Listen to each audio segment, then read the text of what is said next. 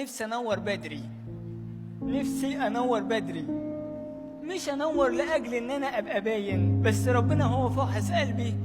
قلت له انا عاوزك تشغلني انت، مش عايز حد يقول لي اعمل كذا، انت شغلني.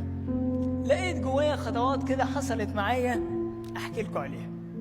بدأت باللي انا قلت لكم عليه، التساؤل. كنت تايه، كنت خايف، كنت اجرب الشغلانه الفلانيه وبعدين ما تمشيش. اتخرجت من صيدله، رحت اشتغلت في صيدليه، وبعدين الصيدليه الراجل بتاع الصيدليه يعني كان ضميره واسع حبتين، فكان مخزن لبن للاطفال ساعه ازمه اللبن، والست جت عايزه لبن، فقلت لها ايه؟ قلت لها مفيش. ما هو قال لي انه مفيش، انا معرفش. نزلت المخزن لقيت، رحت سايب له الصيدليه وماشي. قلت ده مش امانه. كنت ساعتها خاطب، معيش فلوس اجيب لبس العيد لخطيبتي، الدنيا كانت صعبه خالص، بس لسه تايه في مرحله الايه؟ التساؤل. التساؤل يقودنا الى التسليم، بس لو سالنا وتسالنا لربنا مش للناس.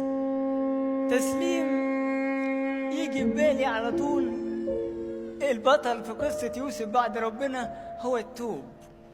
يعني قلت لكم ان حياه يوسف في التسليم كان فيها 3 توب. التوب الاول كان القميص الملون اللي جابوا له مين؟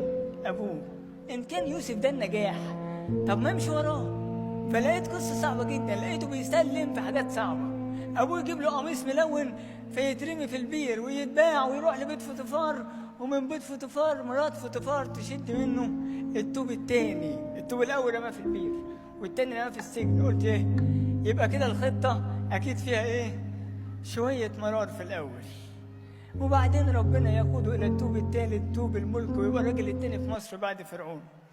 فالتساؤل قادنا يا سيدنا الى التسليم.